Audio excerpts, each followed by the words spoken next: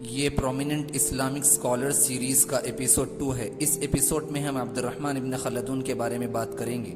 عبد الرحمن ابن خلدون ایک بہت بڑے اسلامک اسکالر، ایک بڑے ہسٹورین، سوشیالوجسٹ، اکنامسٹ اور فلسفر تھے۔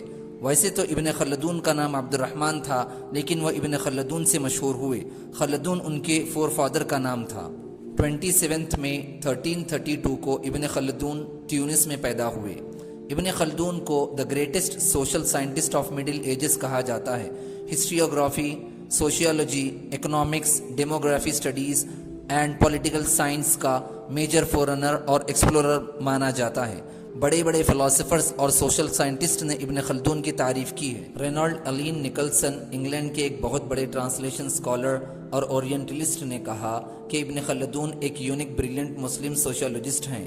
آرنولڈ جوزف ٹوئنبی، جو کہ ایک بہت بڑے انگلینڈ کے ہسٹورین اور فلاسفر آف ہسٹری ہیں، نے کہا کہ ابن خلدون کی بک مقدمہ the greatest work of its kind ہے۔ Ernest Andre Gellner, a famous British social anthropologist and philosopher, نے کہا کہ ابن خلدون کا definition of government the best in the history of political theory ہے۔ امریکہ کے ایک مشہور اکنامسٹ پال روبن کروگمین نے ابن خلدون کو سوشل سائنسز کا انوینٹر کہا۔ پال روبن کروگمین کہتے ہیں a 14th century Islamic philosopher who basically invented what we would now call the social sciences۔ 14th century کے اسلامک فلاسفر جنہوں نے ایک چیز کو انوینٹ کیا جس کو آج ہم سوشل سائنسز کہتے ہیں۔ 19th century کے ایک فیمس فلاسفر رابرٹ فلنٹ نے ابن خلدون کی ان ورڈز میں تعریف کی۔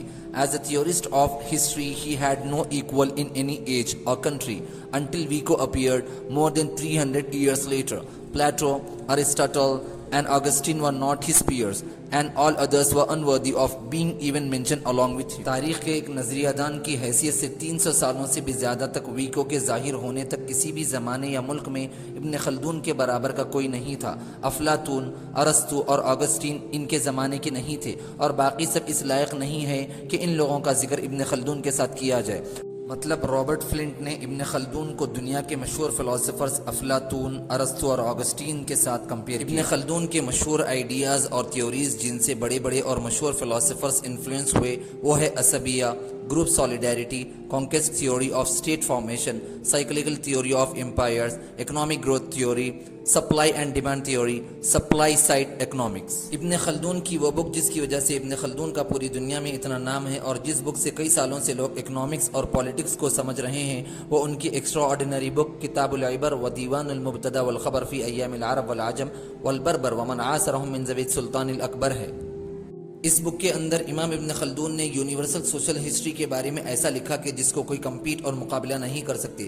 ورلڈ ہسٹری اور دنیا میں جتنے بھی پرانے امپائر سے ان کے بارے میں ایک آؤٹ اسٹینڈنگ طریقے میں لکھا۔ امام ابن خلدون کی یہ book social sciences, political sciences, state formation and economics کے لیے ایک مین سورس مانی جاتی ہے۔ اسپین، جرمنی، USA، UK اور دوسرے امریکن اور یورپین کنٹریز اور گلف کے بڑے بڑے یونیورسٹیز میں یہ بک پڑھائی جاتی ہے۔ 17 مارچ 1406 عیسوی میں 73 ایئرز کی عمر میں امام ابن خلدون کا انتقال ہوا۔